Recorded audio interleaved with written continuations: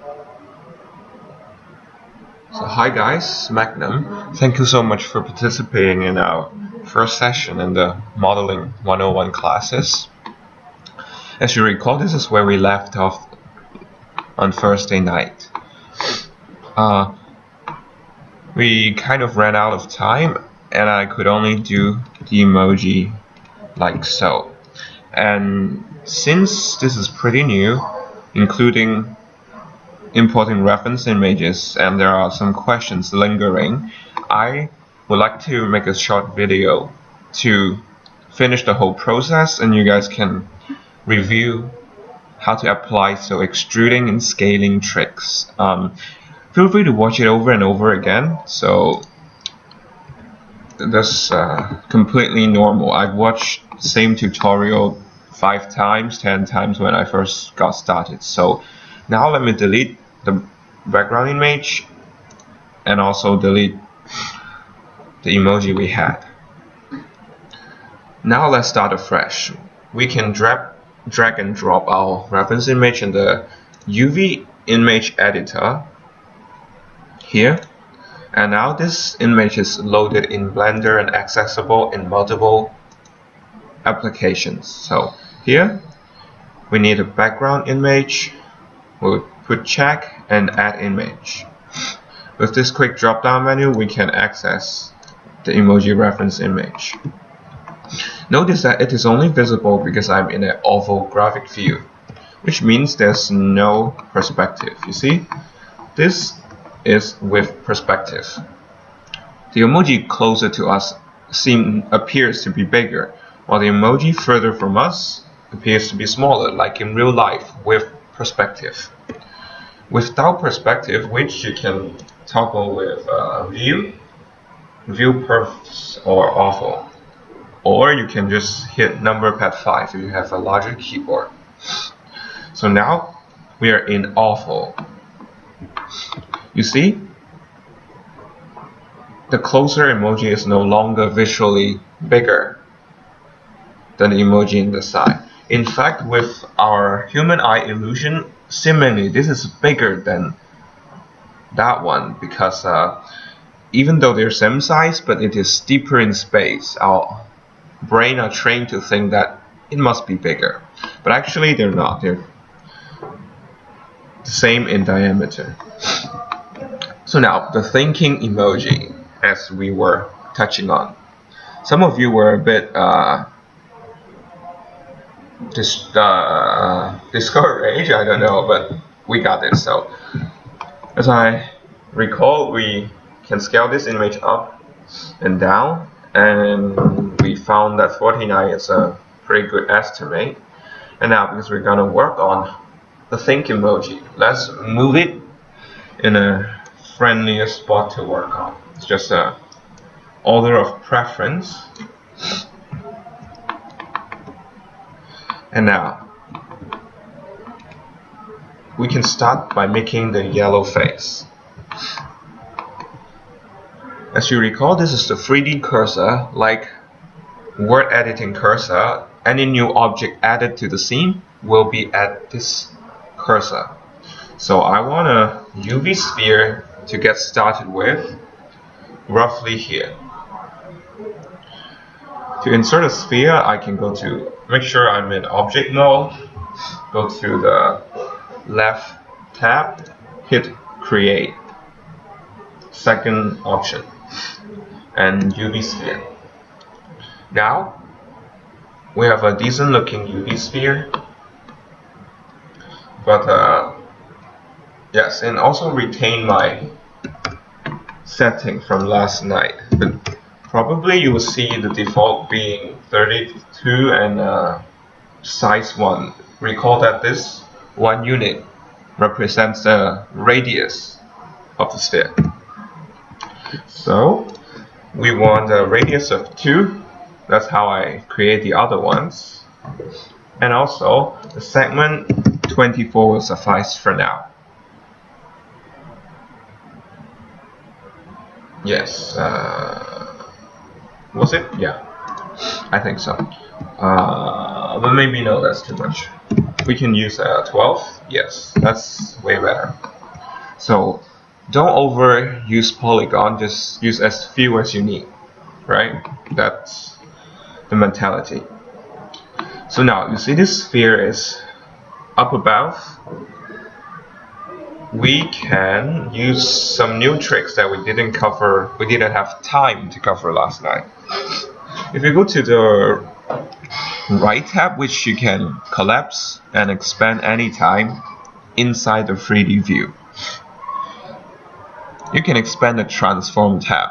This transform is reporting the current XYZ location, XYZ rotation and scale, blah blah blah. You notice the screen.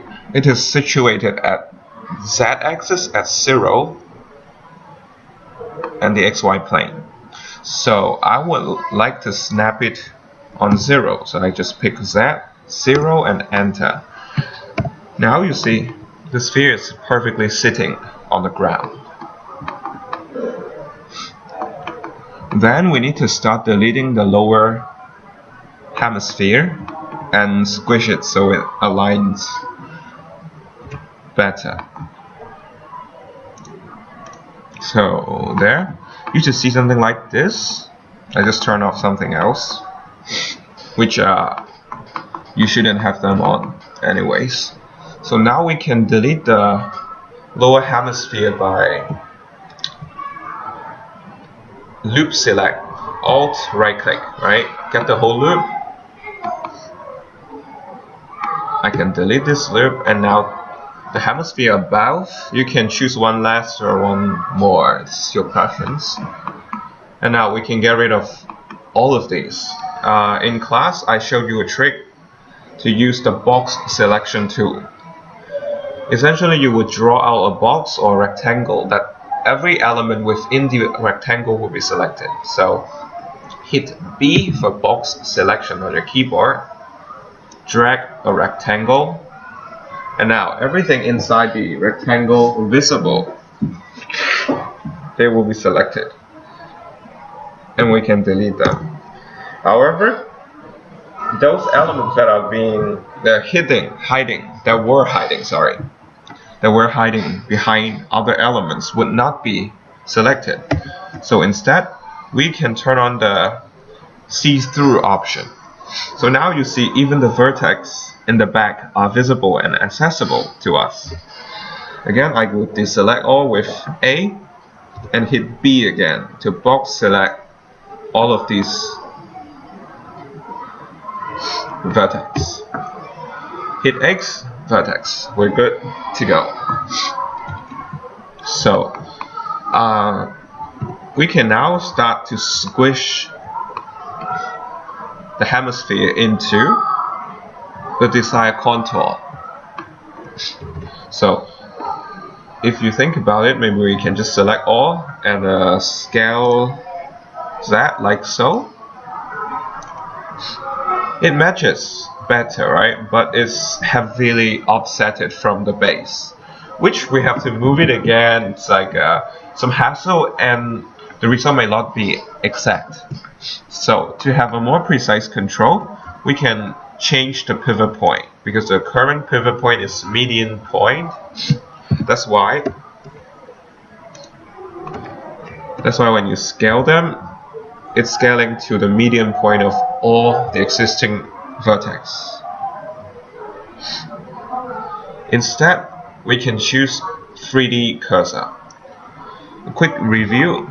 3D cursor is an arbitrary reference point we can set by left clicking anywhere on screen. So now if I put my cursor there and I do some scaling, you see the hemisphere is scaling towards and away from the reference point. Same goes for rotation. Besides right clicking, there's another way of snapping the 3D cursor to something else. Snap, like put it right where we want. So right, that's snapping. We would use the hotkey, snap, shift S.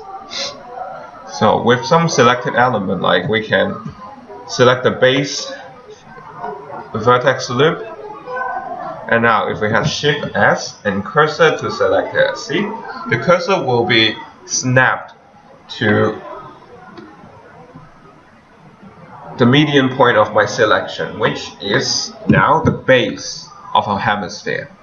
This is ideal since we set 3D cursor to be our pivot point and have a 3D cursor in the base of the hemisphere. We can select all, scale that, and now the bottom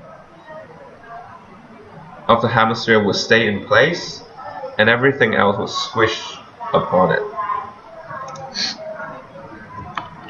If you wish, you can do some minor fine-tuning, like select the loop, scale it up a bit, and since we are not using that specialty function again, I advise you to go back to median point.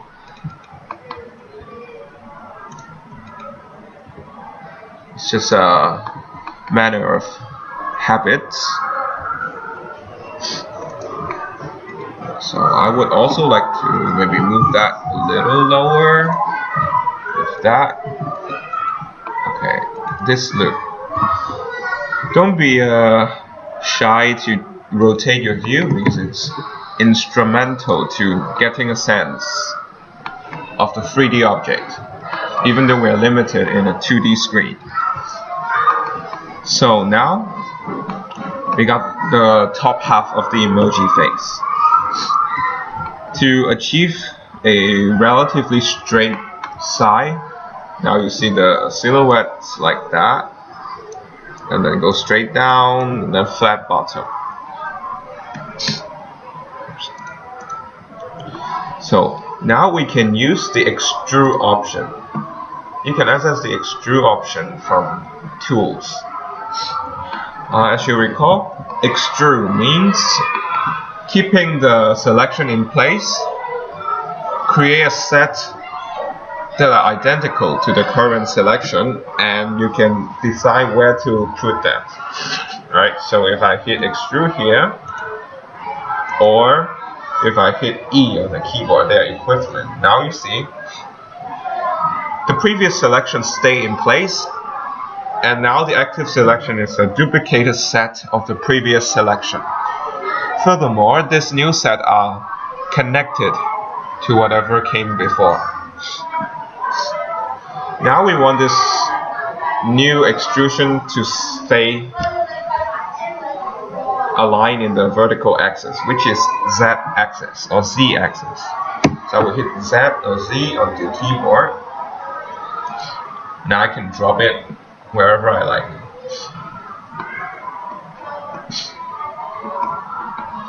Now we can do the extrusion again. Make sure we are in the median point, pivot point. If I do an extrusion and I don't want to specify any place, I want to snap it back to the spot they were in, I can just hit right click to cancel my arbitrary value, but I still applied my extrusion. Now you see this dot are connected to two sides but not up because it has a very small connection to a vertex that is virtually in the same spot. So this is also how you can tell if you have a repeated geometry or bad connection. So now I want to scale it down just a little bit within the median point, so it should stay flat, just radially smaller towards the center. Again, I can practice it and do it again. And when you hit this kind of situation where a loop is forming a hole that can be filled with just one face, then you can hit Make Face, or alternatively the hotkey F. Now you have the basic shape of the emoji face. Then you may ask, why is mine so smooth looking while the other one is more boxier, while the polygon are very similar? So what you can do is go to the modifiers. As we mentioned, modifiers are pre-written script that you can access, and they are generic and applicable to a wide range of different shapes and mesh. You can access this in the properties menu. With the emoji face selected, hover your mouse to this section of the screen. They are the properties menu, and under the blue wrench, the 扳手, Sibala, you can access the modifier tab. Within those, you can go under generate and find subdivision surface. People usually just call it subsurf. And now you see immediately the shape has got more smoother and higher definition to itself. You may also see that for advanced or curious learner, this sharp edge, this sharp corner, we had, gradually gets smoothed out as the subdivision level increase. Because as we mentioned, subdivision modifier take one face and chop it into 4. Let me illustrate it better. So look at this face. Okay. Grease pencil that, and I will kill that. So if you look at this particular face, it is just one face composed of 4 different verses, right? 1, 2, 3, 4. One face, 4 edges, 4 vertex. Good.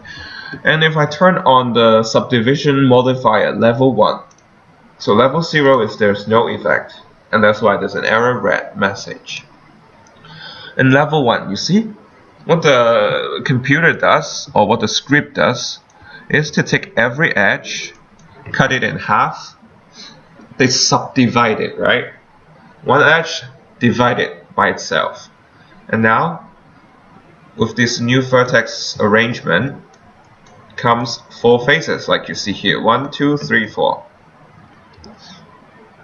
This is what subdivision does, right? So if I turn it back on, actually, there. Okay, I'll do that again. You see, now we're at level 0, and I can draw that face out for you. If we go to level 1, this one face has been chopped into 4.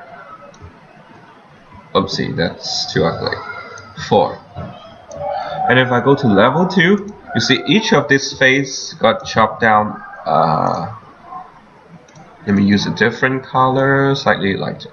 You see, they are chopped. Okay, it's not making a difference. Anyways, no. Okay, haven't used this in a while, so Blender would take the new faces and chop them in quarters again and again. But you don't need level 4 for it to look decent. Actually, you can stick with level 1, and there's a decent trait that you don't need to understand why for now, but I can show you later. You can just use it for now. So as you see, this big face got chopped in 4, and that's why after chopping it gets smooth and we lost the sharp base. So what happens, right? We just make smaller faces, so even after the subdivision, the faces are small enough to retain this sharp corner. So if I add a loop cut by Ctrl Alt, or if I just hit loop cut and slide, drop a loop here, you see we have a much sharper, well-defined edge, just like we do here. So you see, I did some retaining loops to maintain or retain the shape. Retaining is the proper terminology in 3D modeling. So now, the other trick to make it look better from this sharp looking thing into a smooth surface. So this, we can change that in the toolbar here. Let's look at my original yellow mesh. What I did is I clicked under toolbar, shading, smooth. There's two ways of shading. You can either smooth or flat. So now you see this is shade flat with subdivision modifier. So even though it's smoother, you can still see individual grids. But if I hit smooth, they're all gone. So we'll do the same for our new face here. Select it, under tool, shading, smooth. And now it looks a lot nicer. So the other thing is you guys asked about how to change color. So color and other material properties, because it goes beyond color, it goes to also the roughness, the bumpiness, and reflectiveness of a surface, right? So we can imagine reflectiveness, roughness, color, they are all included in a bigger property called material, right? Because the material governs the color, softness, stiffness, transparency, etc. And for properties, you can access them on the properties menu, material. This is material, this brown ball looking thing. So under this sphere, this is our sphere object. Yeah, maybe we can go ahead and change the name of this object first. So here in the cube, this is the object property, includes all the location, rotation, blah blah blah, and you can rename it. Let's call it emoji face, like that. So now we know exactly what this is, and it's more readable. And in material, we can create a new material, like so. Just click new, and we're in a Blender render, which is why the material view looks like that. It gives us the following settings. You can do a diffuse color, that's the color. And specular color is the reflection. So now it's giving me a purple tint when Blender calculates the reflection, right? So maybe we will just keep it back at 1, so RGB 111 will give us white. So, or otherwise you can call it emoji yellow. The other settings are not of high importance now, we will see them later. Alternatively, you can use my existing yellow material, like so. You can access existing material like that and share the same yellow, but I'm gonna stick with the emoji yellow for everything because I think it looks a little nicer. So you can also change the material of any other object by selecting them. Look at the material tab in the properties menu and click on the desired material. It can be shared. It's a very convenient feature. So now we will model the eye. We can, as you can imagine, the eye is a similar shape like the face, right? A hemisphere. Yeah. So you can reuse this, or we can make a new one. But maybe for the sake of demonstration, since you guys are all starting, so I will redo it again. So since this eye is significantly smaller than the face, so we can also start with a new sphere. But we can reduce the poly count to around 16 and 8 maybe. So it looks a bit rough, but imagine the subdivision modifier in effect. Also with the smooth shading method, it's gonna be fine. So we will take this sphere, we will assign a brown material to it. We can also, since we're at the properties menu, give it a subdivision surface modifier. And smooth. So we have to tweak the shape, but before that we need to tweak the overall scale and the position of the sphere. So let's go to top view. You can do it by pressing number pad 7 or view top, right? So that's how we see and align the reference to our mesh.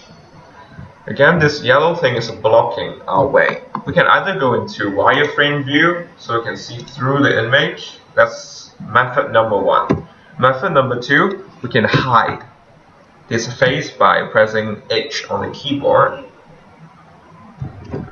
and Alt H to bring it back on the hide. So that's one way. The second way, sorry. The third way is go back to the background image editor right here. We can actually choose whether our image is in the front of all the objects or behind it. So as the opacity, we can tweak the opacity of reference images. So maybe we will do this because I didn't get to show this off in class. So I will again scale the brown sphere, so now you see it's being buried under the yellow face. I'm going to drag it up, go back to top view, scale that again, like so, scale, and scale X. So now I have a slightly longer profile, like the way it is, right? And actually I think it's a bit too bumpy if I'm to put the eye here. So let's go ahead and scale it in Z, or just use the widget as well. So now this eye is decent looking. I can rotate it and make sure it aligns and duplicate this. Duplicate, Shift D, right? Or you can click this duplicate right there. Again, I'll slightly rotate it so it aligns better. So these are the same primitive shapes. We start from sphere. How about the finger and the palm? We observe the palm is mostly a rectangle, right?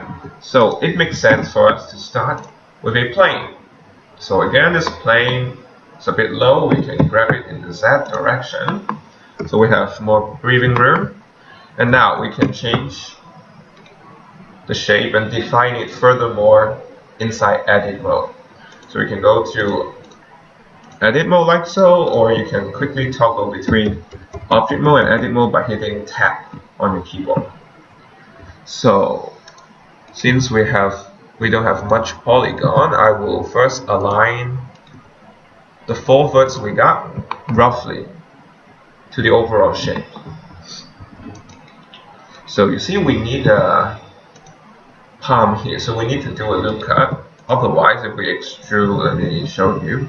If we extrude this whole mesh, whole edge, it's not very ideal. It's very stretched here and very stretched there. So the preferred way is to add a loop cut. So this edge will remain there, and we can start extruding here. So you see, this is a little more tricky. What I did is I first extrude, and I have a favor for the vertex on the right. So every extrusion I am only looking at this vertex, aligning it to the image like so. So when I tweak this, I only need to move this side. All the vertex on this side will have to be moved, and the rest should be good to go. Like so. And here the palm is a little more puffier. And this, I want it to round out just a little bit more. So here we have 4 fingers, 1, 2, 3, 4. We have 2 big face. So a sensible thing to do is to add loop cut like so. Loop cut inside. Chop it in half for both fingers, and again chop it in half for both fingers.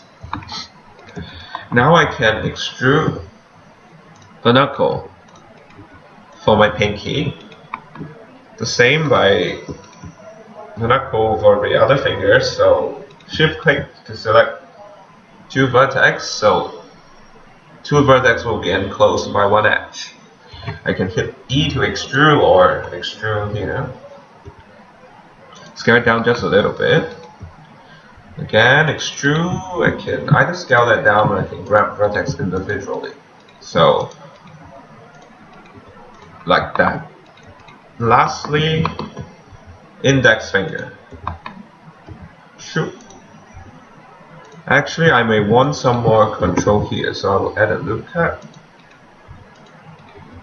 Give it just a little more control. So now we have a basic mock-up of the palm.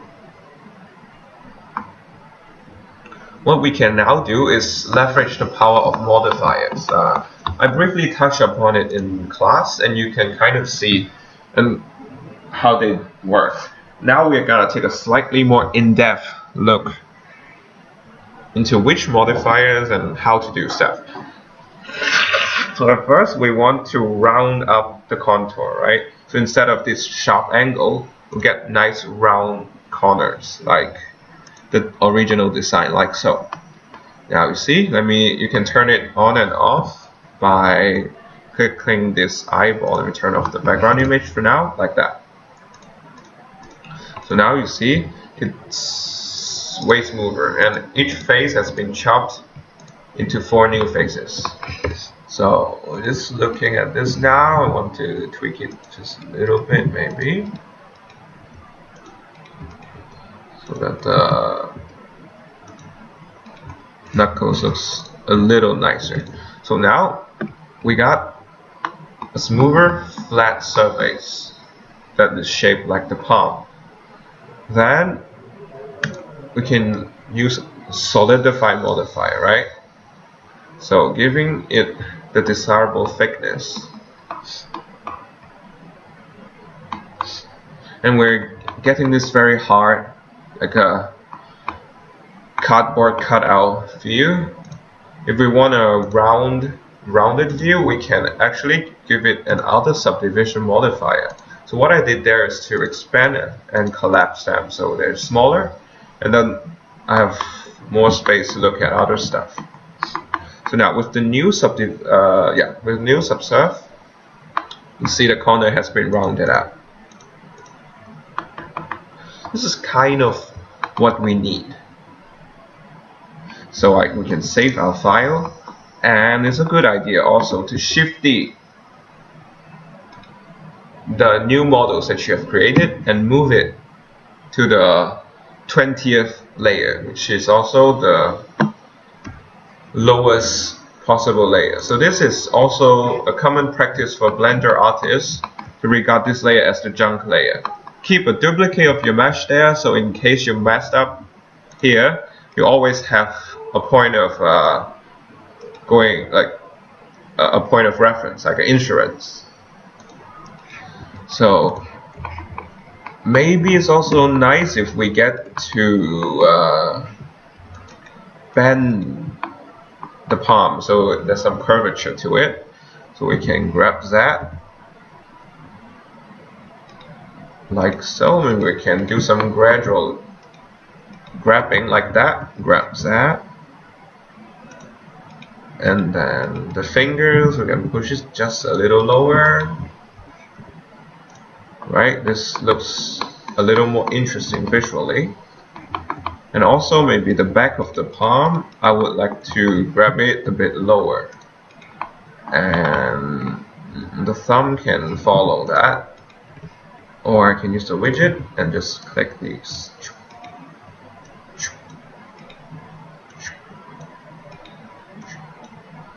There are faster way of doing this, but I don't want to confuse you guys, so I'm just gonna use the basic stuff. So now the palm is more dynamic instead of a boring flat shape, leveraging the power of modifiers. So again, we can hit smooth so it looks a little nicer, and we can apply the same trick for the mouth and the brows, which are a bit easier. I'll do a little less explaining because we are already in the half-hour zone. So I'm basically gonna do the same stuff, starting with a plane. So I'll put my cursor there. Sorry, mesh. Planes. So yeah, scale it roughly like that. Percent. In edit mode, I can do this. Okay, first scale Y, so it's thinner. Rotate, grab. I would extrude, and then one more. Oh wait, sorry. This one I'll rotate it just a little bit. Extrude another, scale it down. That was. So on the other side, extrude, rotate, extrude, rotate, extrude, and scale this down. Yes, that one as well, just a little bit. So we have a sharper corner.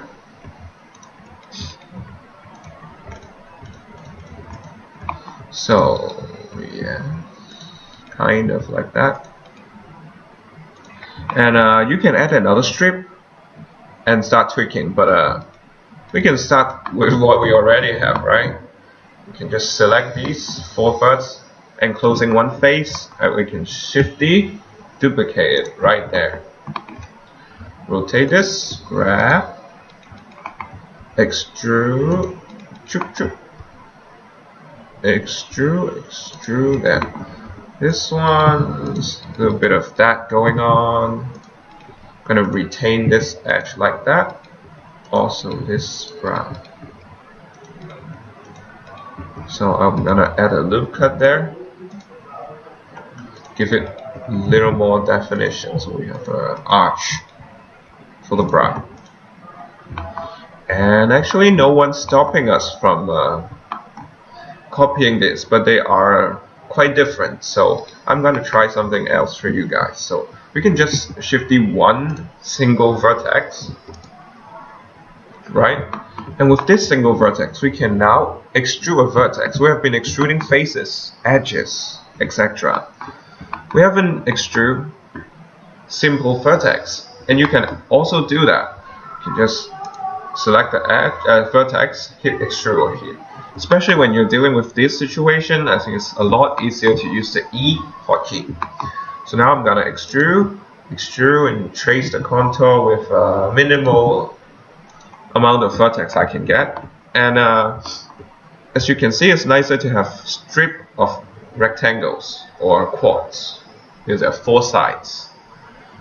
So in order to preserve my nice quad flow, I can be careful with my poly count. So I should have 1, 2, 3, 4, 5, 6. I should have 1, 2, 3, 4, 5, 6 on the top as well. So I have a nice strip of geometry. So I will trace this like that, aligning the vertex. And now these 2 verts, I can connect them or make edge, right? And the nice thing is, in this particular configuration, I can do that. Blender will find the nice possible way of connecting and then just go ahead. So I don't need to do crazy amount of selection every time. So now you may see that the mouth and the brows are slightly above the surface. For the mouth, it should be okay for now because we're gonna use some modifiers to help us give the thickness, like so that it would intersect with the mouth. Maybe we should also give the subsurf like so. Maybe we'll follow the same configuration. So you see the order of modifier, which one comes first and second does matter. You see the result is drastically different, right? It first subdivide it, then solidify, or it first solidify, then subdivide the whole thing. So just a reminder, for the palm we first have a subdivision modifier, subdivision surface, and then a solidify, and then another subdivision. So we can follow the same convention. We first have a subdivision, so you can delete them by clicking the cross. Let's do it all over again. Subdivision surface. So we have a rounder outline, solidify modifier to give it the proper thickness. It's much bigger, like that kind of. Yes. And now we're gonna use another subdivision surface. So yes, like so. That's great. Now the mouth is in a good position, and we need to move the brow. So again, we can use the box selection method and also shift box. You see shift B. Sorry. Oh, see. Okay. Shift B shift. Sorry. Yes. B box selection and shift. Let me see. Okay. Sorry. So let's select none by pressing A and align your view so we can now box that. After grabbing the brows, we can push it down like so. So if you think this is not even, for now you can do a rotation so it snaps on the surface evenly. In the future, you'll find more automated ways of snapping them non-destructively, because now we are destroying the nice property that everything's flat, right? We're kind of doing a destructive modeling work. There are actually modifiers that help us do this non-destructively, but that would be too complicated for you guys now, and we will look at those later. And now